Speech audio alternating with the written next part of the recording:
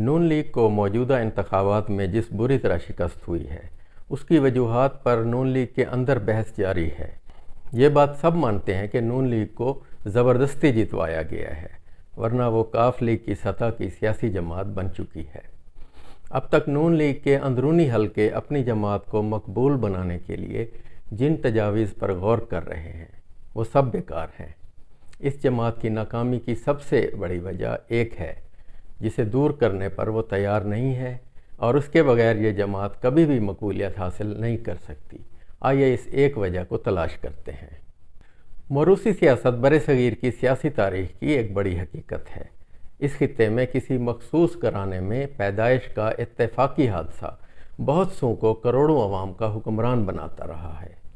اگر ماضی کی کھوجتی نگاہوں کی مدد سے مستقبل کے آئینے میں جھانکنے کی کوشش کی جائے تو یہ سوال پیدا ہوتا ہے کہ کیا آج کے دور میں موروثی سیاست کا چلن کامیاب ہو سکتا ہے؟ شخصیت پرستی ہمارے خطے کا عام چلن ہے۔ بنگلہ دیش میں ضیاء الرحمن اور شیخ مجیب الرحمن کے خاندانوں کے مابین سیاست بٹی ہوئی ہے۔ ہندوستان کو دیکھا جائے تو اس کے سیاسی افق پر کئی دہائیوں تک نہرو خاندان چھایا رہا۔ اسی طرح پاکستان میں بھٹو خاندان کی تیسری نسل میدان میں آ چکی ہے۔ اس فہرست میں شریف فیملی ایک نیا اضافہ ہے، جہاں دوسری نسل کرسی اقتدار کو حسرت سے تک رہی ہے۔ مغربی ممالک کی بات کی جائے تو وہاں موروثیت ایک استثنائی واقعہ ہے، ورنہ قیادت کے چناؤ میں میرٹ سب سے اہم پیمانہ ہوتا ہے۔ اسی لیے وہاں کی لیڈرشپ کا معیار ترقی پذیر ممالک سے کہیں بہتر ہے۔ میرٹ کی وجہ سے نہ صرف سیاسی جماعتوں کی زندگی طویل ہو جاتی ہے بلکہ ملکی قیادت کے لیے اہل ترین لوگ بھی سامنے آتے ہیں۔ امریکہ کی ریپبلکن پارٹی ہو یا ڈیموکریٹک پارٹی یا پھر برطانیہ کی کنزرویٹو اور لبرل پارٹیاں، ان تمام سیاسی جماعتوں کی عمر 1 صدی، 1.5 صدی، بعض اوقات 2 صدی سے بھی زیادہ ہے، لیکن آج بھی یہ اپنی تازگی برقرار رکھے ہوئے ہیں، کیونکہ میرٹ پر سختی سے عمل کرنے کی وجہ سے ان میں تازہ خون شامل ہوتا رہتا ہے۔ اس کے برعکس برصغیر میں شخصیت پرستی سب سے زیادہ مقبول ہے۔ ماضی میں قائدین کو عام آدمی زندگی میں 2-4 بار ہی دیکھ پاتا تھا، جس کی وجہ سے ان کے ساتھ ایک رومانوی تعلق قائم رہتا تھا۔ انہی جذباتی رشتوں کی مالا میں الجھے عوام نے نہرو اور بھٹو خاندان کی کئی نسلوں کو اپنے سر آنکھوں پر بٹھایا۔ تاہم آج الیکٹرانک اور سوشل میڈیا کی وجہ سے یہ سحر ٹوٹنے لگا ہے۔ سارا دن تمام رہنما ٹی وی چینلز پر جیتے جاگتے انسانوں کی طرح نظر آتے ہیں۔ ان پر تنقید ہوتی ہے جو بہت بار تضحیک کے درجے تک پہنچ جاتی ہے۔ ان کی خامیاں بریکنگ نیوز بن جاتی ہیں اور معمولی سی غلطی بڑھا چڑھا کر بیان کی جاتی ہے۔ تمام سیاستدان اپنی جد و جہد کے دوران مختلف مراحل پر جس قسم کے بیانات دیتے ہیں انہیں کیمرے کی آنکھ محفوظ کر لیتی ہے، اور جو ہی ایک مختلف صورتحال میں وہ اپنی پوزیشن بدلتے ہیں، ان کے پرانے بیانات چیختی چنگاڑتی ہیڈ لائنز کی زینت بن جاتے ہیں۔ اسی طرح سوشل میڈیا پر لوگ اپنے مخالفین کے بارے میں جس قسم کی زبان استعمال کرتے ہیں وہ سب کے سامنے ہے۔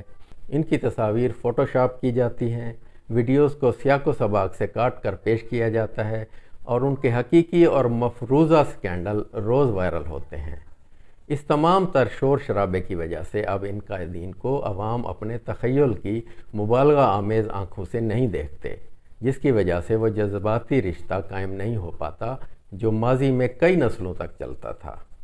آج ایک لیڈر کے لیے اپنی سیاسی زندگی کو طوالت دینا دشوار سے دشوار تر ہوتا جا رہا ہے۔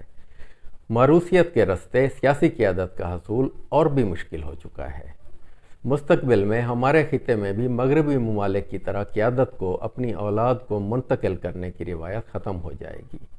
بھارت اس کی مثال ہے، جہاں ایک چائے والے نے میرٹ کی بنیاد پر پارٹی قیادت سنبھالی اور برصغیر کے سب سے بڑے سیاسی خاندان کو ایسی شکست دی کہ اس کے لیے اپنا وجود برقرار رکھنا دشوار ہو گیا۔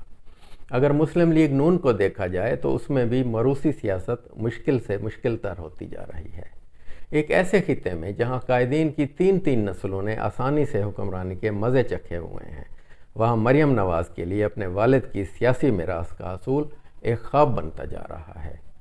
یہی صورتحال پیپلز پارٹی کو لاحق ہے، جو صرف اندرون سندھ تک محدود ہو چکی ہے، اور وہاں بھی پی ٹی آئی اور جے یو آئی کی حمایت میں اضافہ ہوتا جا رہا ہے۔ بلاول اور مریم جتنی بھی کوشش کر لیں، لیپ ٹاپ تقسیم کریں یا مقبول نعرے لگائیں یا ٹک ٹاک ویڈیوز بنائیں، یہ کبھی بھی کامیاب نہیں ہو سکتے۔ اس کی وجہ یہی ہے کہ موروثی سیاست کا دور ہی ختم ہو چکا ہے۔ یہ تاریخ کے بکھرے ہوئے دریا میں الٹی سمت چلنے کی کوشش ہے جس میں ناکامی ان کا مقدر ہے۔ ویسے بھی جمہوریت اور بادشاہت میں بنیادی فرق یہی ہے کہ بادشاہت میں وراثت چلتی ہے، جبکہ جمہوریت میں عوام کی مرضی چلتی ہے اور وہ میرٹ پر مبنی ہوتی ہے۔ موروثی سیاست دراصل جمہوریت کے ریشمی کپڑے میں بادشاہت کے چمڑے کا پیوند لگانا ہے۔ ایسی پیوند کاری کبھی بھی کامیاب نہیں ہو سکتی۔ اس لیے نون لیگ اور پیپلز پارٹی مستقبل میں چند سیٹوں کی جماعتیں بن کر رہ جائیں گی اور پی ٹی آئی انہیں نگل جائے گی۔ مجاہد خٹک کو اجازت۔ اللہ حافظ۔